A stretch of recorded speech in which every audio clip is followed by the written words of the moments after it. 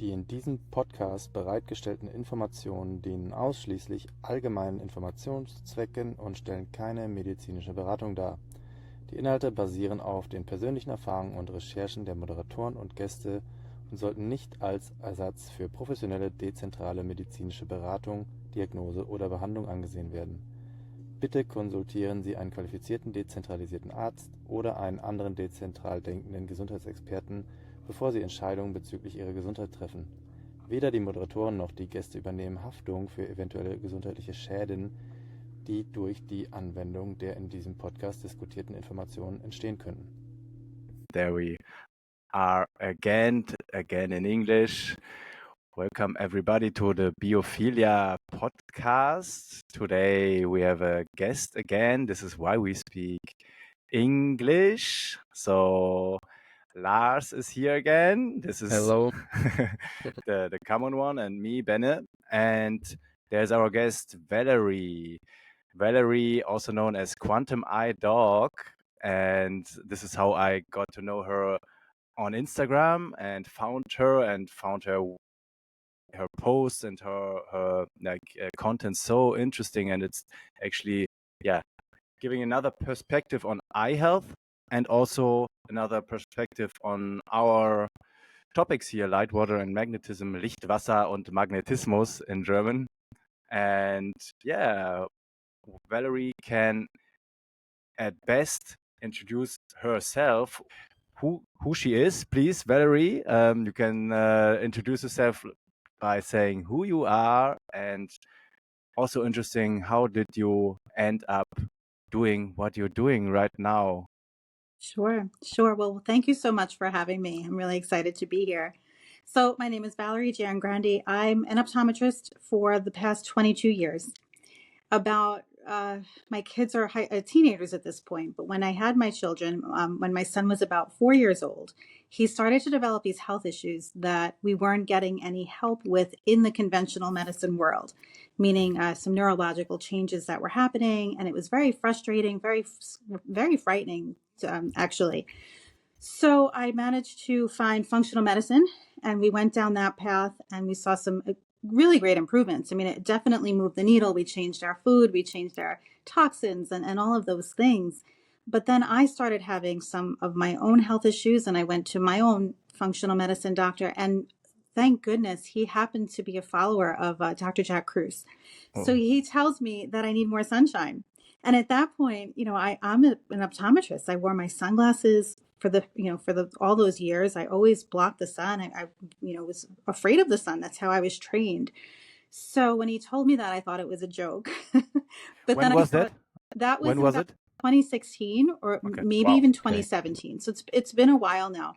And then I found the information, and it just, as you know, you probably felt the same way.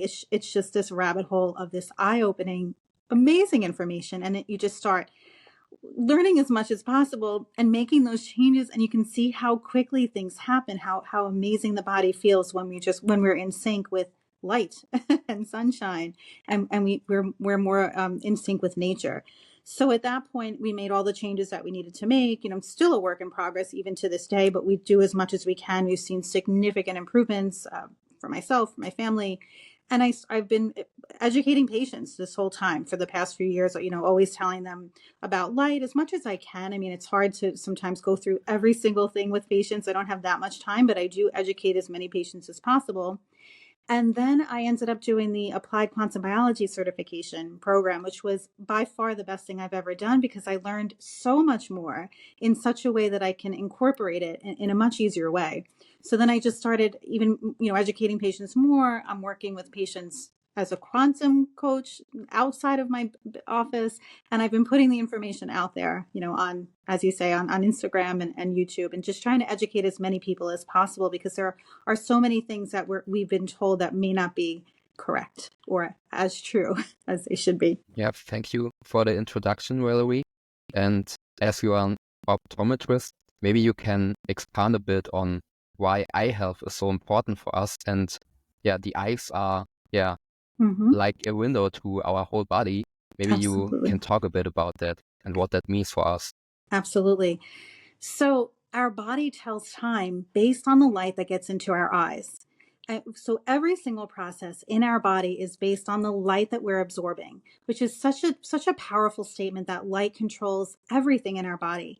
So when we talk about circadian rhythm, we have in our eyes specifically blue light receptors, melanopsin, that are waiting for signals of blue light from the sun to stimulate the eyes, not for vision, but for timekeeping, so that those signals will go to the master clock in our brain, our suprachiasmatic nucleus, and that establishes the rhythm of the entire body, the entire day. Every single gene in our body has clock genes, so our digestion gets started, our hormones, our mood. And most of us don't ever get sunshine in our eyes because we're wearing sunglasses or we're hiding from the sun. So that's a side point I'll get into in a moment. But in addition, so we have that morning signal that's really important. But as the day goes on, we also have ultraviolet signals that are also extremely important. And this is where it gets a little interesting because people think ultraviolet is something to be afraid of. But we actually have ultraviolet A receptors in our eyes for a reason, because when we absorb those signals of light, we're trapping those ultraviolet signals to physically make hormones and neurotransmitters like dopamine and serotonin, and beta endorphins get made, through all these different processes that start in the eyes. Thyroid hormone, digestion, our metabolism. So when we're blocking those signals, we're not optimizing our body. And then of course we have the vitamin D issue. So when can I quickly yes, of course, interrupt, because I thought like we do back in the days I thought, but maybe you can go one more time into it. I thought like we do this hormones through our food. So that's interesting. Yeah. So our hormones are on a clock. So while we are getting different inputs from our food, the food that we're getting is a light input in general. So when we're eating food, we're breaking it down into electrons, breaking it down into the components of where that light grew, and those electrons are giving our body the information of that food. So our hormones are on a timestamp, just like anything else. I mean, we want our cortisol, our energy, to be high in the morning, and that's stimulated by the light, by that blue light, which generates a certain process in our brain, a chemical called POMC. I don't know if we want to get into all of that, but it starts making, it tells the pituitary gland to tell the adrenal glands to start making cortisol, to make our energy, and then actually to make pregnenolone, which turns into cortisol. And then you have all of our other sex hormones. And then we have our energy patterns and our metabolism and our blood sugar and all of that. Again, it does the timing of our food is important as well, because even our digestive enzymes are on a timer. So we do need everything to be timed appropriately, but our hormones in general are on a clock. We don't want our cortisol to be high at night. We don't want estrogen to be, high at different times of the day when it should be. Everything has a particular time and place for when it should happen. Yeah, that's a nice explanation. Like it's always light. Yeah, always even light. The food is light, and light is the timekeeper, or like the signal for us. Yeah, you put it pretty brilliant. Yeah, thank you. But you were still talking, like I interrupted you. That's okay. So I was just also saying that, as the sun, depending on where we live, when the sun is very strong in the middle of the day, that's when we have UVB exposure, and that's when we're able to make vitamin D in our skin. And although we do have to be very careful, that's a whole other story that I can get into, but when our eyes have the same signal as our skin, it makes more sense. We're able to make that vitamin D. The brain says, okay, I know there's a lot of UV. Let's upregulate those protective mechanisms so that we can safely make vitamin D. So again, we need the eyes to have the same signal as our skin. We need our brain to know what time it is based on what light is entering our eyes. So it's super important. And then again, the sun is always balanced. What's so beautiful about the sunlight is that not only does it have the UVA and the blue light, but it's always balanced by that red and infrared light. Infrared light is kind of like an anti-inflammatory, and it's crucial for the health of our eyes. We need that infrared for our eye health. We also need infrared to help regenerate cells in our eye. We need the UV to help us make melatonin in the eyes. There's so many things that get made through the eyes, but when we're indoors and we're not getting those signals, we're basically just getting stressed. We're getting oxidative stress. We're getting damage because nothing is balancing everything out. So infrared's super important. It's hydrating our cells. It does all of those things. And then of course at night, we're supposed to have darkness. Our brain is not expecting light.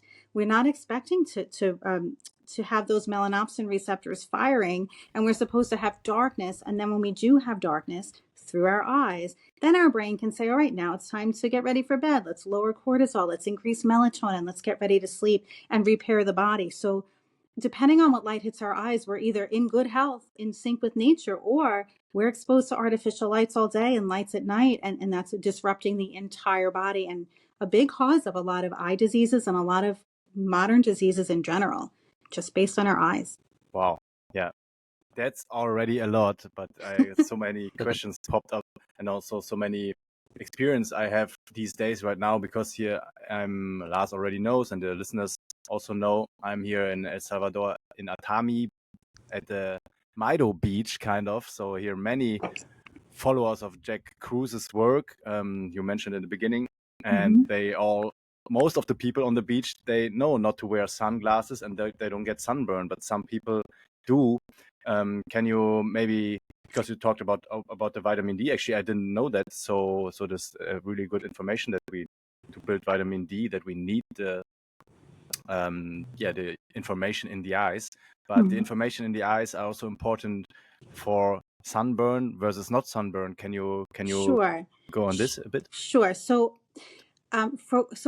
as far as sunglasses, so I don't want to make the statement of everybody take your sunglasses off and never wear them again, because we do have to be careful and we have to understand how to use the sun properly so that it is safe. And of course, everyone's different. So, everyone has different levels of melanin and different, they come from different parts of the world. So that's my just overall statement, that we do have to be safe and healthy when we do it. But just like we wouldn't want to be inside all day and then go on a vacation to a tropical island, spend all day in the sun and get burned. Like, that's not a normal thing to do. We need to be able to have our body build up protective mechanisms in such a way that we can get tan, we can make vitamin D, and we can have much better ability to not wear sunglasses and not feel uncomfortable and have that health. So by doing that, you would have to have very early signals of sun, because that's when there's no UV for the most part. In the very early signals of sun in most parts of the world, there's no UV for the first hour of sunlight, depending on where we live. And again, we're just getting that red and infrared. And infrared light has been shown to be protective against stronger levels of UV as the day goes on. So the more of that infrared light we're absorbing, the more protection we have from the oxidative stress of ultraviolet light. The other thing that happens as far as protection is that when those UVA signals hit our skin and our eyes, we're stimulating an amino acid called histidine to start making uricanic acid, which is a built-in UV protector that we have in our skin. And we also can release histamine. So when sun hits our skin, it releases nitric oxide, which dilates our blood vessels. So all of those blood cells come rushing to the surface to collect the sun because we need it. But when we reach a point that we've had too much, the body will release histamine. So we get a pink response, which is healthy, which is our clue to say, okay, we've had enough. Let's take a break. Let's get out of the sun. Let's maybe go under an umbrella. Let's put on some clothes. Let's wear a hat. Let's stop. So those are the protective mechanisms. But we also have melanin. When ultraviolet light hits our eyes, we stimulate something called POMC, which can make melanin, and also our skin. Melanin develops, it's the best protector of UV light that we can possibly imagine. It actually gives us energy. It helps our body, literally gives us free energy from the sun. But that takes time. That doesn't happen right away. It depends on, again, where we live, how much melanin we have. So we need to build up slowly. We need to layer those earlier levels of ultraviolet light and slowly build up.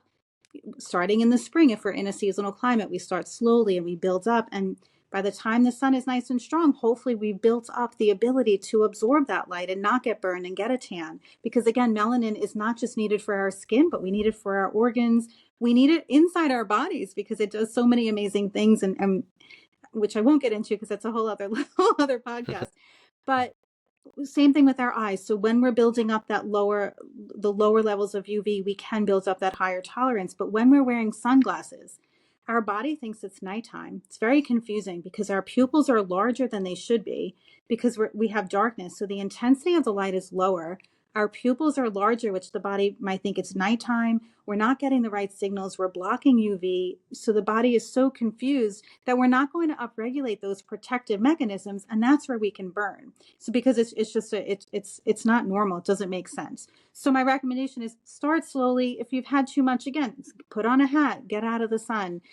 Sunglasses should be worn if you're in a place where there's a lot of reflection. Say you're snowing, you're skiing, you're on a boat and the water is too bright, or you're driving and safety is an issue. So if the reflections are too much, then of course you need to wear them. So I'm not suggesting that we never wear them. And again, if you haven't had any exposure to sunlight, you don't want to just take them off and go for it. You do have to be careful. And it also depends on your particular situation. So just want to be clear on that. Yeah, that's pretty well said. And this is also my experience also when I work with clients, and also people telling me often like, I'm so sensitive. But as you said, when you're so sensitive, this is for a reason, because you didn't do it all the time, or you had the sunglasses all year, or you didn't go out all year. So then start slowly and your eyes will thank you. And this is what I see here on the beach, like even the eye health is improving for so many people, like their level of sight is improving, and they wear their glasses and their contacts from time to time, but not all the time, or when they watch the sunrise, they see it without, and it's improving. Lars, do you have another question for Valerie? Yeah, in general, thank you for this great explanation first. And are glasses in general and contacts problematic, or what's your perspective on that topic?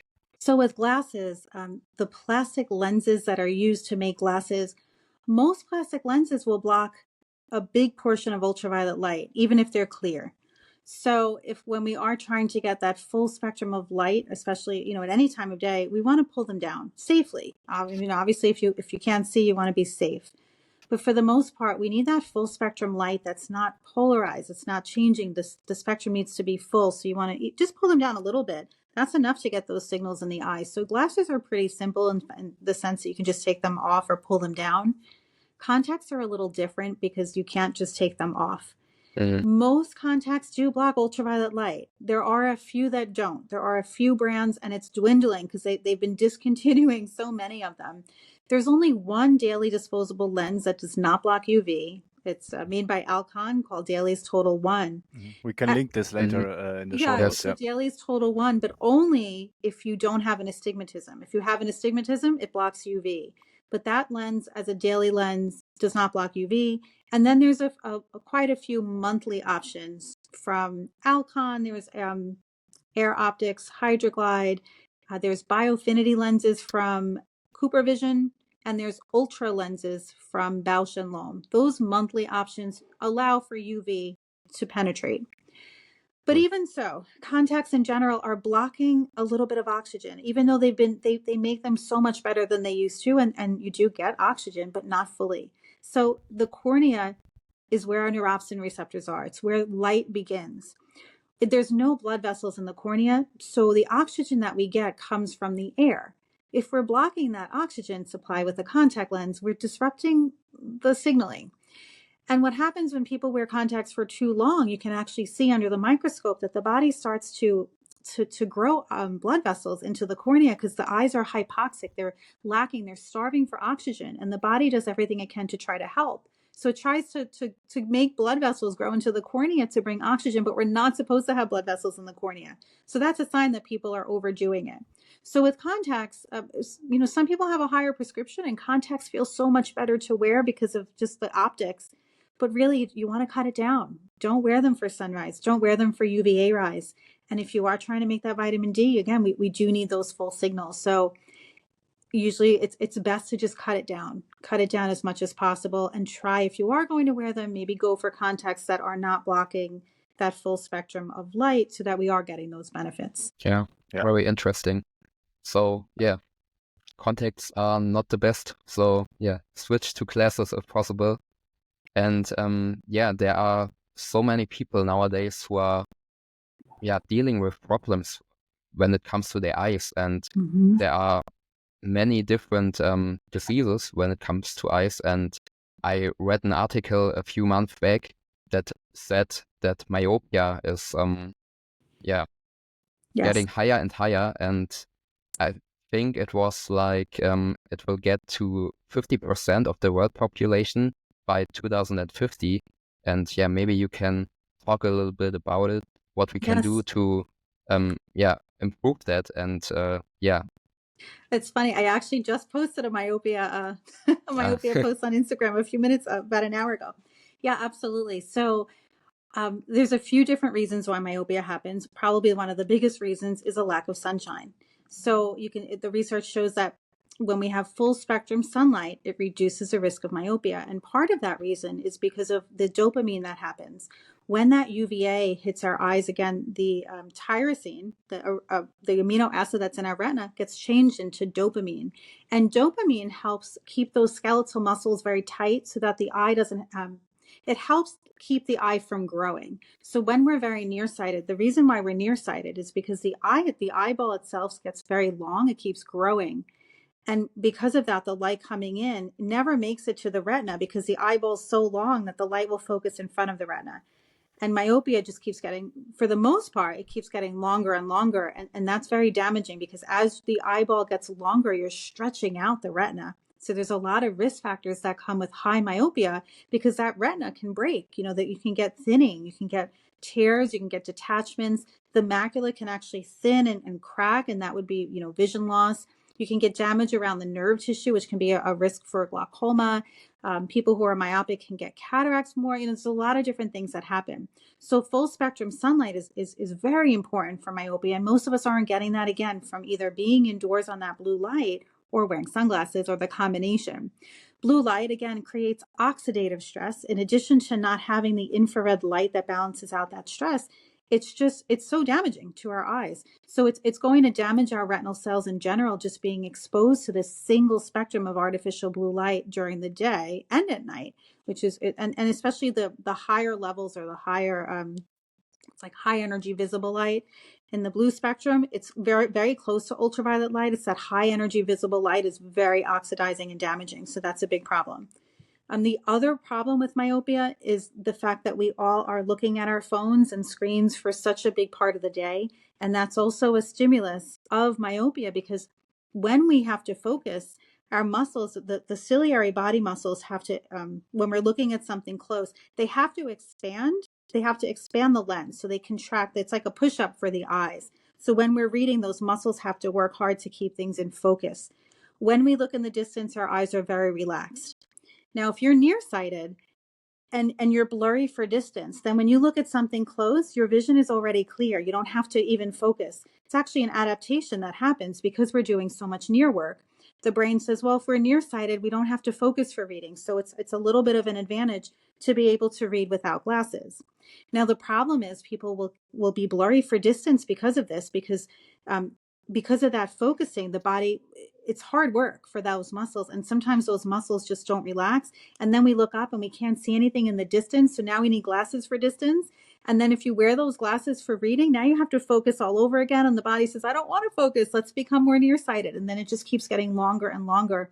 And those cycles get stronger and stronger. So near vision strain is a huge problem for myopia as well. So a lot of times we'll do what we call myopia control, where we'll give somebody glasses that have a lower prescription for reading, or take them off for reading. That's something as well. So our near modern world with technology of looking at things close all the time, lack of sunshine and blue light, those are the main reasons why myopia has become epidemic. It's just, it's sad, really, because it does create a lot of problems. It's also, decreases our quality of life, because if you're really that nearsighted, it's hard to function unless you have to rely on glasses. You can't do anything without them. And it's tough.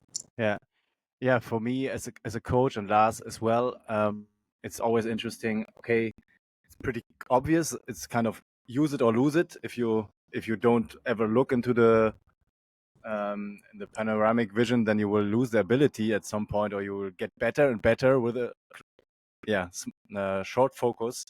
Mm-hmm. What do you tell your clients then to get maybe to stay away from myopia, or what can they do? What is the first step to do? So first step is morning sunshine. Naked eyes, again, same thing that we just talked about. Morning sunshine, UVA rise, not wearing the same distance prescription for reading, taking as many breaks as possible for reading. So when I say reading, I mean phone, screen, anything up close. You want to just look out the window, look across the room, get up, move your eyes around. There's eye exercises. There's things you can do to just really improve relaxation of the eyes and just get away from the screens. And I know it's hard because people are working. We don't have, some people say, I can't take a break. I mean, we really have to. You have to be able to take breaks. So that's important. And get outside as much as possible throughout the day. Wear blue blockers, during the day, yellow blue blockers are important. Use the screen apps if we can, like Iris Tech or Flux. And at night, we need to block 100% of that blue light and do all of the sleep hygiene habits that we would do in this, in this space. Yeah, it's interesting. It's very similar to what I also do in my clients' calls. I actually almost every half an hour, I try to integrate eye exercise, like for myself and for them, so that they see, okay, it's just maybe a minute even. It's already better than doing nothing, or like it's really like a relaxation for the eyes first, and then also for your upper extremities sometimes, or for your like whole body tension level. It's another topic, but it's also included. So eye health is more than just eye health. Yeah, thank you for that. And you were talking about your Instagram post about myopia, and I saw another one the other day. It's not so long ago. It was about watching TV in the night. And it's super interesting because my mom also, she has this thing, or other people, that they get tired, or they're so used to watching TV in the evening and they need it for falling asleep. How is that possible? Because we all know as quantum experts, like the blue light keeps us awake usually in the night. Yeah, it's so interesting because when I tell people, I always get those people, at least a few a day. They're like, I have no problem sleeping. I fall asleep watching TV every day, and blue light doesn't have any effect on me. And it's a shame because there's two aspects of sleep that we have to think about. So we have our melatonin, which is the circadian rhythm, which is stimulated by darkness. So again, we need darkness at night, few hours of darkness for melanopsin to stop firing, and cortisol goes down. The pineal gland will release melatonin, saying that it's dark. So that's our timing of sleep, or when we should start to sleep at night. But then we have adenosine. It's a different cycle. So our brain has a ton of mitochondria, a ton of energy working all day long. So we have a lot of ATP, that's, the energy currency that we think of. That ATP gets used up and it goes from ATP to adenosine. It's kind of the byproduct of all the ATP running all day. So as the day goes on and we're awake for a long time, the adenosine in the brain just keeps building up and building up and building up to the point where we can't stay awake. I mean, we've been up for so long and the body says, that's it. I've had it. The brain, we need to reach it's called a sleep pressure. And it just gets so high that we conk out. Now that's going to help us sleep. That's going to help us get into a little bit of deep sleep. But once we deep sleep, the adenosine gets used up and it gets replenished. We need that melatonin as well. So we need both cycles. So yeah, we may be able to fall asleep watching TV because we've been up for so long and we're exhausted. But without that melatonin runs a lot of repair programs and heals our body while we're sleeping. So while we may be able to fall asleep, perhaps we're not sleeping as long as we should. Perhaps we're not repairing the body like we should. I mean, melatonin is very well known to be kind of anti-cancer because it's helping the body get rid of cancer cells overnight. It's repairing all the cells that have been damaged. And without that melatonin, even if we have that high adenosine, we're still not getting the proper sleep. So we want sleep to be at night with our circadian rhythm, and we want our adenosine levels to be kind of meeting up at the same place. So that's why we could fall asleep with our TVs on. It's just more of an adenosine issue than anything else. But it is interesting if some people will say, I wear my blue blockers and I still can't sleep. And that's if our adenosine isn't high enough. And caffeine is a really big blocker of adenosine. It actually has a 6-hour half-life, which I find so fascinating. So even after 12 hours, you still have like 25% of that caffeine, and it's blocking the adenosine receptors in the brain. So your adenosine is still high, but your brain doesn't know, and it keeps you awake. So even if you're wearing your glasses, if you just drank a cup of coffee a couple hours ago, you're still not going to fall asleep. So caffeine is an issue. So you just have to be mindful. And of course, stress, mental stress, that can affect sleep as well. But melatonin and adenosine should be lined up pretty properly to get the best sleep, the most restorative sleep. Yeah. Yeah, interesting. Yeah, Lars is a sleep coach. He knows that's a lot fantastic. about. You know so much more than I do, I'm sure. That I hope I said that correctly. That was perfect. Okay. And for sleep as well, it's very important to get that morning sunlight, right? Maybe you can talk shortly about that. Yeah, so morning is when we're going to establish our sleep patterns. So again, morning is going to stimulate that cortisol production to keep us awake. Morning is also what shuts down. As soon as cortisol goes up, melatonin production shuts down. So we need those cycles. We need cortisol high in the morning, cortisol low at night. Melatonin gets made from serotonin. So that UVA exposure about an hour after sunrise is when serotonin, or actually tryptophan, the amino acid in our retina, gets turned into serotonin. And again, that's our mood that keeps us happy throughout the day. It's a really important neurotransmitter. And the more of that UVA exposure we have through naked eyes, the more serotonin we're making. And as we're using up that serotonin all day, those serotonin stores at night that's what gets transferred to melatonin. So we need that morning sunshine. We need sunshine during the day to establish a good serotonin level, so that the darkness at night will allow us to have a lot of serotonin that gets turned into melatonin so that we could sleep. So what we do in the morning plays a really important role of how we sleep every day. Mm-hmm. Yes. I always say to my clients that, your night starts in the morning.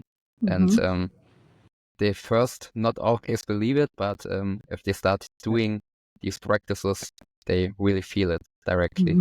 For me, it's after the sleep is before the sleep, or this is what I like to say. Yeah, Yes. or other way around, whatever you want to frame it. I have still a question. First, I want to say it's so nice to talk about, or have so many voices, and we have more interesting guests in the future, talking about the same topic again and again, and hearing different ways to put it from different perspectives. Now ophthalmology expert, eye expert perspective, and everybody says the same, and it's actually just the base layer of our health. It's super interesting. But coming back to your profession, sorry, lacking of English words, do you also do eye surgeries? And if yes, or if whatever, I can talk can you talk about it a bit? Because I did an Instagram post. It was kind of a bit maybe offensive for people, because I was talking about eye health, and obviously it's comfortable to see better, but if it's good for our general health, this is the question, and maybe you can talk about this a bit. So are you talking more about LASIK and cataract surgery, that kind of? Yeah. Yeah. So I don't do surgery. I'm not a surgeon, so it's more, primary care, glaucoma, things like that. But as far as cataracts and LASIK, a lot of people love the idea of getting surgeries like LASIK, right? They can't see. LASIK is kind of a magic surgery where it's a really quick procedure where you can see after that. It's basically using light to shave down the shape of your eye so that it changes the optics and you can see. But I always like to tell people to just be really aware of what's happening and what the potential risks are with LASIK. So I've been in practice over 20 years. A lot of people have gotten LASIK. Some people love it. Some people are extremely happy. They say it changed their life. They love it. I also have a lot of people who have health issues since they have LASIK, and it's kind of triggered other things. I don't know that they know that's the reason, but it's definitely triggered other things. So what happens with LASIK, if we go back to those neuropsin receptors, those ultraviolet A receptors are on our cornea. They've been found on the front surface of our cornea. Now with LASIK, you're basically cutting, open the top layer, shaving down those cells, basically killing those cells, destroying them with laser to flatten the eye and change the shape. And it's very possible that those neuropsin receptors have been damaged and probably maybe not coming back. So if those, and it does depend on the level of myopia, how high the prescription was before LASIK, how deep the laser had to go, how much was removed, how the procedure was done. So there's no way to know if neuropsin has been damaged. But if neuropsin has been damaged, now you're messing with circadian rhythm. You're messing with how light gets into your eyes and gets into the whole body. And that UVA is super important for our neurotransmitters, for our mood, for our metabolism. Those are the links. We have the serotonin, the dopamine, the melanin, the melatonin, the beta endorphins, the POMC, all of the stuff that happens can be disrupted by that. So that's a big issue with LASIK to be really aware of. The other thing that I tell people with LASIK is that once you have your eyes shaved down and the cornea is different or thinner than it was, then blue light, artificial signals of blue, might be more damaging because now you change your body. So now you have to be even more careful about the blue light damage.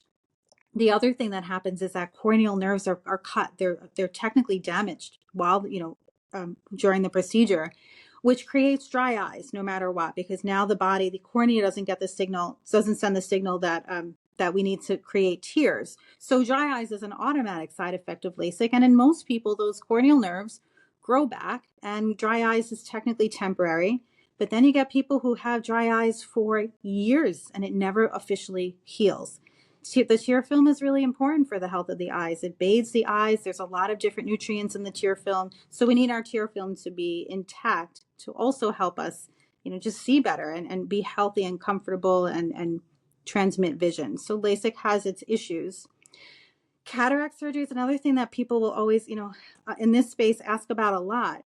Now, it's interesting because cataracts is also something that's rampant in people that never see the sun. It used to be, and I'm not saying that that too much sun is not a cause of cataracts. I mean, it can be. Ultraviolet light can be a signal that can create more of a lens change. But these days, in our modern world, it's really that high energy visible, that blue light that's doing it, because it's oxidizing. It's just, for all the reasons that I just said, blue light is a really big cause of cataracts. So to prevent it, we want to do all the circadian things. But cataracts, it can get to a point where the lens gets so cloudy that we really can't see, and then you're not really getting enough light. So there comes a time where you have to have cataract surgery to remove it so that you can function and you can see. But the cataract surgery, the lenses that are implanted, for the most part, and from my understanding, almost every single implant, or maybe all of them, at least in the United States, blocks ultraviolet light completely, 100% blocking of ultraviolet light. So now you have a cataract implant, and now all that UV signaling is gone in the eyes. That's pretty damaging. That's pretty upsetting. And it's so hard to deal with that, because in that case, what I tell people is then you want to get as much skin as you can. You want to make sure you're getting your skin, because we have UVA receptors in our skin. We can use our skin as well. So we want to just be as good as we can with sun. We need to be even better, even more vigilant with sun exposure after cataract surgery. So that creates issues. So I have seen people, have cataract surgery, and then years later they develop macular degeneration, and is it related? Because now the blue light's affecting them more. It's just so interesting. But it's a shame that those implants have all of the blockage of ultraviolet light, because it's devastating.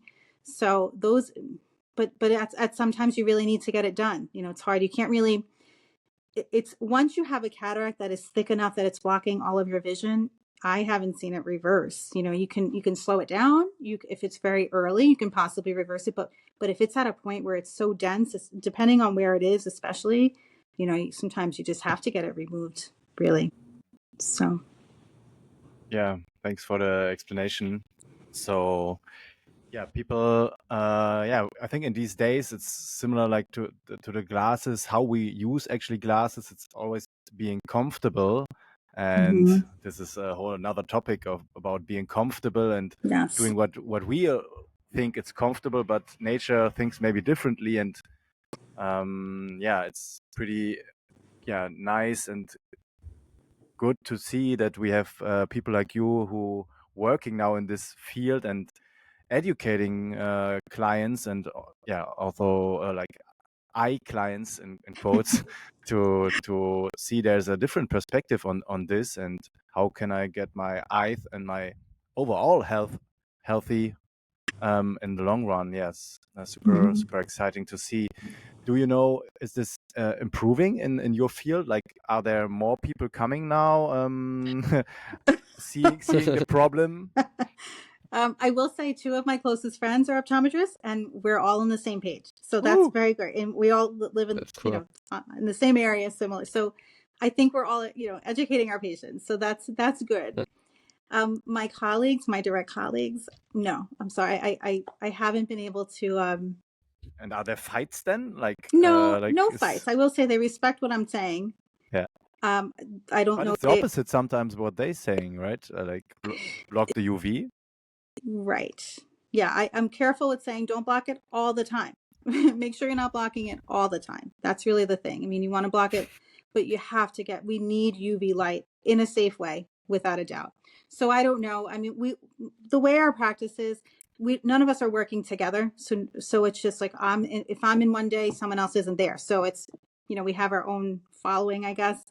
So, but with my colleagues, I mean, I've sent my presentations to them. I've sent, links to, I don't know. I did have actually one of my colleagues actually watched the presentation and actually thought that it was interesting, and she seemed to agree with it, but I don't know if she's changed, any of her recommendations. So I don't know. I haven't had good luck I have better luck with patients, because I feel like it just makes sense. This information it's not hard. It just makes sense that we would be part of nature, right? Why wouldn't we be in sync with nature? It just doesn't make sense that we wouldn't be. So patients who understand and resonate with it, they tell their friends, they tell their family members, they come back a year later, they remember, and then they want to hear more. Some patients don't want to hear it. Some patients are very stuck in there. Oh my gosh, there's no way I could never not wear sunglasses. And that's okay. And I don't push it. But I do have much more luck with talking to people as opposed to my colleagues. Yeah, interesting. Yeah, for Although, me, if I may say, red light therapy is actually interesting, because that has expanded as far as the research for eye health.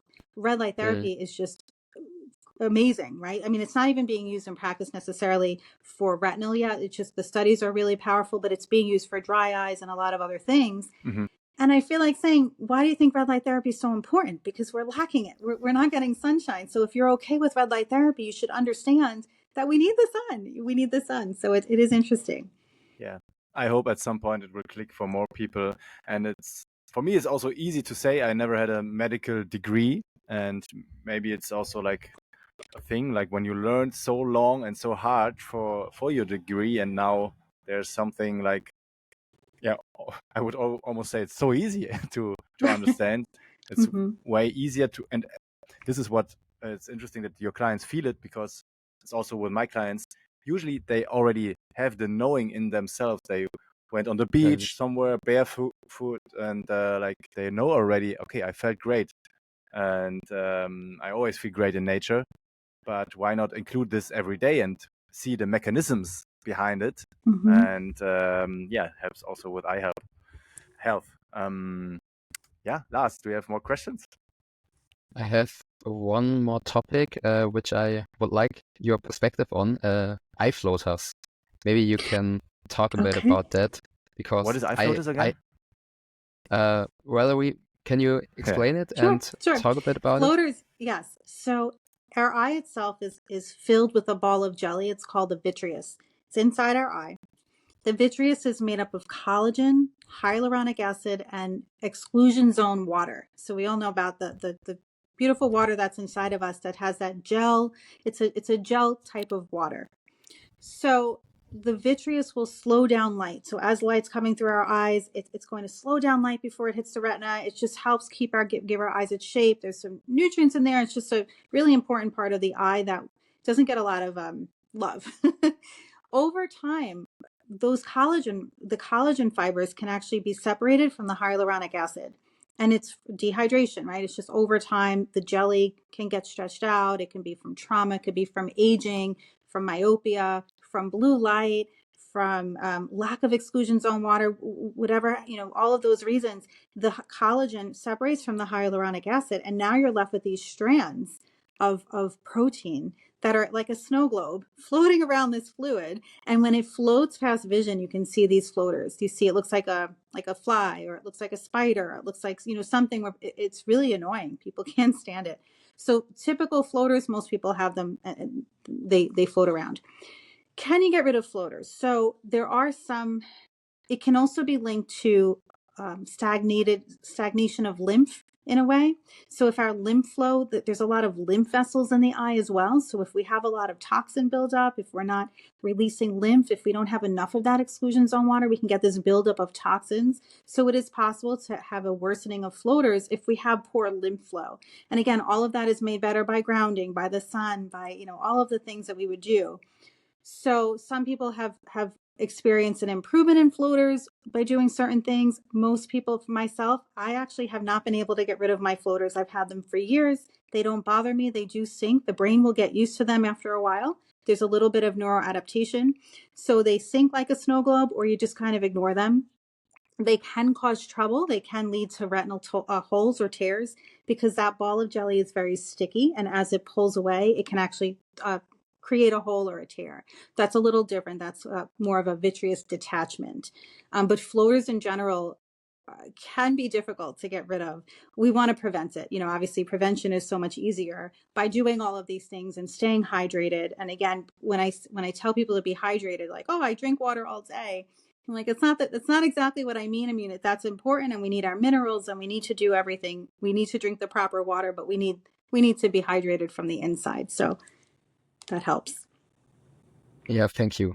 I actually had some experience this year with floaters, and I would use them really to a minimum by just changing my light environment completely, like turning my screens red all the time and being outside as much as possible. Great. And it was, that's fantastic. Game changer. Some people say that, and I haven't experienced this, but a lot of people use castor oil to help improve lymph flow around the eyes, and that by doing that, they've been able to improve their lymph. And they've say so many people have said that their floaters have gotten better with that, which would make sense from a lymph standpoint, which is very interesting. Yeah. Wow, this was already so much information. I think it's already for us, it's a good point to wrap it up. Or Lars, do we have some more? I think for first episode, I could ask many more questions, but I think also for the listeners, it's a good first step to get into a new perspective on eye health and health in general, because it's very much connected, as Valerie explained today. And when you listen to this episode, you better download it and don't watch it on YouTube. And when you watch it on YouTube, you listen to Lars like he did. Put the red screen on, and your floaters, is the right word? Yes. Floaters go away. Maybe. Could be. At least it's better this way. So Valerie, thank you so much for all that information on the new perspective. I learned quite a lot. I have a full side of notes here with me. And where can people find your work with you together? Just let them know. So right now, if you go on Instagram or YouTube and go to Quantum Eye Doc, I have some links of if anybody wants to work with me. I don't do eye exams virtually, but I can support people with their eye health from a quantum perspective without doing eye exams, without doing any changes to any prescriptions or anything. So that's one thing. I am working on courses and stuff that's in the works. But right now, I would say just go to Quantum Eye Doc on YouTube and Instagram and just follow those links. Yeah, I would highly recommend this. It's pretty interesting. We're going to put it in the show notes for everybody so you can find it. Check this out. Definitely. Also, check our Instagram, Lars Körner 10 and benefit_coaching. And there you can message us, ask us more questions about these topics of light, water, magnetism, and more guests and so on. Lars, do you have some final words? Yeah, thank you again, Valerie, for your time and for this awesome information that you shared with us. And to the listeners, get more outside, get your sunlight in, and Thank you so much for having me. I had fun. Thank you. Yeah, we had fun too. Muchas gracias. And get outside.